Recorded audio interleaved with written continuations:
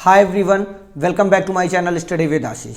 तो जैसा कि आप सभी लोग जानते हैं कि बिहार शिक्षक भर्ती के सेकंड फेज का आगाज हो चुका है। माननीय चेयरमैन अतुल प्रसाद जी ने बीपीएससी के आज प्रेस कॉन्फ्रेंस करते हुए कई जानकारियां ऐसे दी हैं जो कि पूरे बीपीएससी तैयारी फेज़ 1 से फेज़ 2 को एकदम से अलग कर देती है। उसको आपको जानना बहुत ज़रूरी है। उसमें सबसे पहले मैं आपको बताऊंगा कितनी पोस्ट्स आ रही हैं और किस प्रकार से आपको फॉर्म भरना है। फॉर्म भरने में अगर गलती हुई तो दोबारा मौका नहीं मिलेगा, ये स्पष्ट कहना है। एग्जाम पैटर्न में पूरा परिवर्तन हो चुका है। किस तरह क्वालिफाइंग नंबर को आपको पाना है, क्वालिफाइंग पेपर कैसे किया जाएगा, इसके साथ साथ मेरिट लिस्ट में किस प्रकार से कैंडिडेट्स को चुना जाएगा, यहां तक की सारी बातें आज क्लियर हो गई हैं उस प्रेस कॉन्फ्रेंस में। तो चलिए, आपने अभी तक मेरे चैनल को सब्सक्राइब नहीं किया तो प्लीज सब्सक्राइब कर लीजिए चैनल को, वीडियो को लाइक करिए, शेयर करिए, कमेंट करिएगा, क्योंकि जैसे ही कोई न्यूज आएगी बीपीएससी तैयारी 2 से संबंधित, तब तक मैं आपको पास सबसे पहले पहुंचाने का प्रयास करूंगा। तो चलिए वीडियो की शुरुआत करते हैं। सबसे पहले हम बात करते हैं फॉर्म भरने की तारीख को लेके। देखिए, इस बार 2 स्टेप में फॉर्म भरा जाएगा। पहला 5 से 14 तारीख तक आप निबंधन कर सकते हैं, मतलब फीस पेमेंट वगैरह कर सकते हैं, और 25 नवंबर तक आप अपने डॉक्यूमेंट्स को री अपलोड कर सकते हैं या अपलोड कर सकते हैं उसमें डॉक्यूमेंट्स। लेकिन ये टाइमिंग क्यों इतनी ज़्यादा दी गई है, इसको समझने की बात है। 14 के बाद अगर आप करेंगे तो लेट फीस के साथ 17 तारीख तक आप फॉर्म भर सकते हैं। लेकिन इतनी टाइमिंग देते हुए माननीय अध्यक्ष महोदय ने साफ शब्दों में कहा है कि हम इसके बाद किसी भी प्रकार का सुधार का मौका नहीं देंगे, क्योंकि हमारा ह्यूमन रिसोर्स बहुत ज़्यादा लगता है और आप लोग की गलतियों का परिणाम उनको भुगतना पड़ता है। इसलिए आपको मौका तो दिया जाएगा। उन्होंने एक लाइन में ये भी सही कहा, साफ कहा है कि अगर आपको लगता है कि आपका डॉक्यूमेंट गलत हो गया तो आप नया फॉर्म भर लीजिए, लेकिन हम दोबारा छूट आपको नहीं देंगे किसी भी प्रकार की, क्योंकि उनको बहुत ही कम समय में इस रिक्तियों को पूर्ण करके देना है। अब चलिए रिक्ति पर बात कर लेते हैं। तो सबसे बड़ा शॉकिंग न्यूज़ क्या है कि रिक्तियां कम आई हैं। जो 6 to 8 में 31,000 की वैकेंसी की बात हो रही थी, उसमें सिर्फ और सिर्फ मात्र 16,140 वैकेंसियां सामने निकलकर अभी फिलहाल के लिए आई हैं, जिसका मैंने आपको पहले ही टेलीग्राम पर भेज दिया है। वहां से आप देख चुके होंगे, नहीं देखे होंगे तो टेलीग्राम का लिंक डिस्क्रिप्शन में लिंक होगा या कॉमेंट में पिन होगा, वहां से आप जुड़ जाइए, क्योंकि वहां पर मैं सारी डिटेल सबसे पहले भेजने का प्रयास करता हूं। अब यहां पर मैं पद की बात करता हूं। टोटल 53,594 नॉर्मल पोस्ट हैं और जो 234, 248, 403 ये बैकवर्ड वाली हैं और 34 इसमें प्रिंसिपल की हैं। तो आप सोचिए कि कहाँ 80,000 की बात हो रही थी, 70,000 की बात हो रही थी, अब सिर्फ और सिर्फ 53,000, जिसमें 16,140 6 to 8, 18,877 9 10th और 18,577 11 12th। जहां जबकि माननीय मुख्यमंत्री द्वारा कहा गया था कि 1,20,000 वैकेंसी आएगी, लेकिन ऐसा कुछ भी अभी नहीं हुआ है अभी। लेकिन माननीय अध्यक्ष महोदय ने एक चीज़ कहा है कि हमारा फॉर्म सशर्त रहता है, तो उसमें हम रिक्तियों को बढ़ा भी सकते हैं, जैसे हमें शिक्षा विभाग की तरफ से प्राप्त होंगे आवेदन। तो ये मान के चलिए कि इसमें अभी कुछ ना कुछ होना है, बढ़ेगा जरूर कुछ, लेकिन अभी फिलहाल के लिए जितने अध्याचन आए हैं उसकी संख्या मैंने आपके सामने उठाकर रख दी है, 53,594। अब चलिए, ये हो गई रिक्तियां की बात। अब आपका देखिए पेपर पैटर्न क्या है, आपका सिलेबस कैसे आएगा, ये सारी चीजें बताऊंगा। देखिए, पेपर इस बार 1 दिन में होगा। सीधा उन्होंने कहा कि हाँ, एक बार आपको नाइट हॉल करना पड़ता है, इसलिए काफ़ी समस्या का सामना करना पड़ता है, इसलिए हम लोग अब इस बार पेपर 1 दिन में करेंगे। वो भी पेपर 2 घंटे की जगह 2.5 घंटे का होगा। और पेपर का पैटर्न कैसे होगा, 30 नंबर का क्वालिफाइंग, 40 मार्क्स का जीएस और 80 नंबर का आपका सब्जेक्ट। तो ये एक साथ 150 नंबर के पेपर होंगे, जो कि 2.5 घंटे के अंदर ही आपको देना होगा और पेपर एक ही दिन में करा लिया जाएगा। इसलिए, और इस बार किसी भी गलती में कोई भी आपको छूट नहीं दी जाएगी। लेकिन पहले इस पर सिलेबस बात करते हैं, उसके बाद गलती पर बात करते हैं।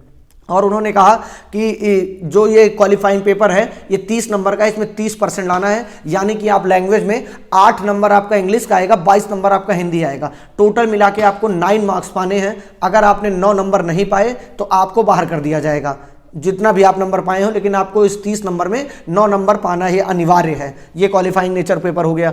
अब इसके साथ हम बात करते हैं कि सिलेबस की। तो उन्होंने कहा कि जैसे आप अगर 9 10th के लिए पढ़ रहे हैं तो आप 12th तक का सिलेबस उठा लीजिए, आप 11 12th के लिए पढ़ रहे हैं तो आप ग्रेजुएशन तक उठा लीजिए, आप 6 8 के लिए कर रहे हैं तो आप 10th तक। लेकिन मेरा आप सभी से निवेदन है कि आप सभी लोग, उन्होंने ये भी कहा कि हम उसी एनसीईआरटी को फॉलो करते हुए जो बच्चों को पढ़ाना है, तो आपको एनसीईआरटी पे पूरी फोकस बना के रखना है। ये मैं पहले दिन से समझा रहा हूं और कई सारे लोग इसको फॉलो भी कर रहे हैं। आप भी अभी से तुरंत से फॉलो शुरू कर दीजिए। बाकी जीएस का मेरा जो पेड क्विज बैच चल रहा है उसमें भी आप ऐड हो सकते हैं। ऐड होने के लिए आपको मेरे व्हाट्सएप नंबर पर जो स्क्रीन पे आपको दिख रहा होगा उसमें जुड़कर आप मुझे मैसेज करिए, बाकी सारी डिटेल्स आपको मिल जाएंगी। वहां पर आपको जीएस के लिए 3,500 से 4,000 के बीच में क्वेश्चंस कराए जाएंगे, जो कि बहुत मोस्ट इंपॉर्टेंट क्वेश्चंस होंगे। बाकी अब हम आते हैं सिलेबस को मैंने आपको बता दिया। जो 6 to 8 वाले हैं वो भी कम से कम 12 तक के लिए पढ़ें, 9 10th वाले तो 12th और ग्रेजुएशन तक का पढ़ें पूरा, क्योंकि आप ये मान के चलिए कि आपका सिलेबस हार्ड ही आएगा, पेपर टफ ही आएगा। उन्होंने आज भी फिर कहा है कि पेपर का पैटर्न अच्छा होगा, पेपर जो आएगा वो अच्छा ही रहेगा, इसलिए आप सब लोग को अभी कोई भी कोताही नहीं करनी है। अब बात कर लेते हैं निगेटिव मार्किंग की। तो निगेटिव मार्किंग इस बार भी परीक्षा में नहीं है। इसके साथ साथ हम बात करते हैं कि अन्य सुधार का कोई भी मौका नहीं दिया जाएगा। स्पष्ट शब्दों में उन्होंने कहा है कि हम एक बार अगर आपका फॉर्म भरा लिए और आप पेपर दे दिए तो चाहे आपका OMR में रोल नंबर छूट जाए या सीरीज छूट जाए, अगर कंप्यूटर उसको नहीं चेक करेगा तो वो किसी भी प्रकार का अपना ह्यूमन रिसोर्स नहीं लगाएंगे, क्योंकि उनके ऊपर इस कारण से कई एलिगेंस लगते आए हैं जिसका वो अब नहीं सहना चाहते हैं। तो मतलब कुल मिला के उनका कहना है कि हम किसी भी प्रकार की जिम्मेदारी अब नहीं लेंगे, आप सभी लोग अपने टीचर बनने जा रहे हैं तो अपनी जिम्मेदारी खुद दिखाइए, और आपको पहली परीक्षा से एक्सपीरियंस भी हो गया है, ऐसा माननीय अध्यक्ष महोदय का कहना था। और बात भी सही है कि अब आप इतने बड़े अगर टीचर का एग्जाम देने जा रहे हैं तो आपसे अब गलती नहीं होने की उम्मीद है। बाकी अगर कोई भी समस्या होगी तो आप मुझे कमेंट करिएगा, मैं पूरा एक OMR कैसे क्या भरना है उसको आपको टेलीग्राम पर दे दूंगा, वहां से आप प्रिंट आउट कराकर आराम से 2-3 बार प्रैक्टिस भी कर सकते हैं। इसलिए आप सभी लोग को अब सुधार का कोई भी मौका नहीं मिलेगा। फॉर्म की डेट 25 तारीख तक है, इसके अलावा विस्तारित नहीं की जाएगी किसी भी कंडीशन में, ऐसा माननीय अध्यक्ष महोदय ने स्पष्ट तौर पर कहा हुआ है।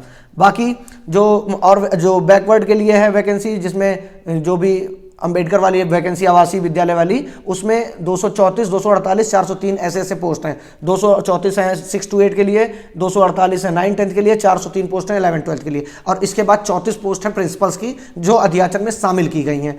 और इसी के साथ साथ ये मान के चलिए कि अगर मेरिट लिस्ट कैसे बनाई जाएगी इस बार, तो मेरिट लिस्ट में सबसे पहले आपका नंबर मिलाया जाएगा सब्जेक्ट वाला। पहले आप क्वालिफाइंग में पास होंगे तब आपका सब्जेक्ट नंबर मिलाया जाता है। उन्होंने कहा कि हमने 2-3 क्राइटेरिया बनाया है, जिसमें हम इस तरह, जैसे DOB का जो आप जानते ही हैं। दूसरा इसमें एक नया क्या आया हुआ है कि अगर आपका मार्क्स मेरा मार्क्स सेम होता है और मेरा आपका DOB भी सेम है तो क्वालिफाइंग नंबर यहां पर मैटर करेगा। इस बार क्वालिफाइंग नंबर का कोई मतलब नहीं है, थोड़ा बहुत मतलब रहेगा, फाइट क्योंकि एक एक नंबर पे होती है, आप सभी लोग जानते हैं। तो इस बार उस क्वालिफाइंग नंबर में जो जिसका नंबर ज्यादा रहेगा उसका ले लिया जाएगा, क्योंकि इन्होंने कहा कि हम मेधा सूची के हिसाब से बच्चों का सिलेक्शन करेंगे। तो अगर आपकी डेट ऑफ बर्थ मेरी डेट ऑफ बर्थ सेम होती है और इसके बावजूद हम दोनों लोग मार्क्स भी सेम पाते हैं, तो आपका और मेरे में जिसका भी क्वालिफाइंग पेपर में ज्यादा मार्क्स रहेगा उसका मार्क्स उठा के आपको मेरिट लिस्ट में शामिल कर दिया जाएगा, और जिसका मेरिट लिस्ट में कम नाम रहेगा, उसमें क्वालिफाइंग में कम मार्क्स रहेगा, उसको सीधा सीधा बाहर कर दिया जाएगा। तो इनका कहने का मतलब है कि हम मेरिट के आधार पर सिलेक्शन देंगे, क्योंकि आप सभी लोग कहते हैं जो ज्यादा नंबर पाए उसी का सिलेक्शन लीजिए। तो इस बार क्वालिफाइंग का भी मतलब है, ये मत सोच के चलिएगा कि हम 9 नंबर पा गए तो हो गया मेरा। इसलिए क्वालिफाइंग पेपर जितना बेस्ट हो सके उतना बेस्ट देके आइएगा। बाकी GS की प्रिपरेशन आप कर सकते हैं मेरे साथ। आपको सब्जेक्ट की प्रिपरेशन NCERT और प्रैक्टिस बुक से ही करनी है, इसके सिवा आप कुछ भी करेंगे तो 30-35 दिन में कुछ नहीं कर पाएंगे। और इन्होंने साफ साफ कहा है कि हमें रिजल्ट जल्द से जल्द देना है, इसलिए कोई किसी भी प्रकार की डेट एक्सटेंड नहीं होगी परीक्षा की डेट वही संभावित तिथि जो है उसी में हो जाएगी, वो भी एक दिन में परीक्षा कराई जाएगी। तो अंतिम दिन जो है उसी के आसपास मान के चलिए कि उसी दिन पेपर आपका कराया जाएगा। तो आप सभी लोग अभी प्रिपेयर हो जाइए, अभी से स्टार्ट हो जाइए, और जितने लोग डॉक्यूमेंट्स में थोड़ा बहुत भी इधर उधर हो फटाफट करा लीजिए, क्योंकि 5 तारीख यानी कल से, आज अध्याचन मतलब नोटिफिकेशन जारी हो जाएगा और कल से आप फॉर्म भर सकेंगे। और आपके पास 25 तारीख है, मतलब आप समझिए 5 से 25 20 दिन का टाइम आपके पास है। और अगर आपका आधार कार्ड या इन सब में कोई समस्या है तो आप एक हफ्ते में आराम से चेंज करा सकते हैं, नहीं तो जितने लोगों ने कराया पूछ लीजिए, एक हफ्ते में सारा डॉक्यूमेंट चेंज हो जाता है। तो आप सभी लोग अपने डॉक्यूमेंट्स में सारा सुधार करवा के ही अपलोड करिए, क्योंकि किसी भी प्रकार का मौका नहीं दिया जाएगा। माननीय चेयरमैन साहब ने इस बात को दोहराते हुए कम से कम 5 से 6 बार पूरे प्रेस कॉन्फ्रेंस में कही है। आप सभी लोग प्रेस कॉन्फ्रेंस भी देख लीजिएगा, मन होगा, अन्यथा मैं जो बता रहा हूं उसको मान के चलिए कि वो एकदम सही है।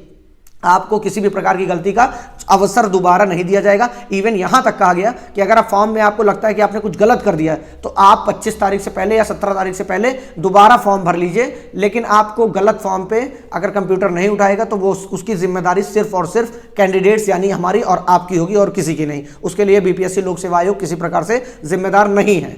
और एग्जाम कंट्रोलर ने भी पूरा बता दिया है कि एग्जाम का पैटर्न क्या होगा, 150 नंबर का इस बार आना है, उसी में मेरिट लिस्ट तय होनी है। और कंपटीशन इतना ज़्यादा होगा कि देख के आपका दिमाग फट जाएगा, क्योंकि पोस्ट बहुत ज़्यादा कम आई है और स्टूडेंट्स बहुत तैयार बैठे हैं काफ़ी समय से। आप लोग मेरे साथ खुद ही जीएस बैच में पिछली 5 तारीख से तैयारी कर रहे हैं, तो इसका मतलब जो कैंडिडेट पढ़ रहे हैं उन्हीं का सिलेक्शन होगा। और जो बीपीएससी तैयारी फेज़ 1 में कैंडिडेट्स 1-2 नंबर से छूटे हुए हैं या 2-3 नंबर से छूटे हुए हैं, वो भी बहुत तगड़ी तैयारी कर रहे हैं, इसलिए आपका कंपटीशन बहुत ज़्यादा है।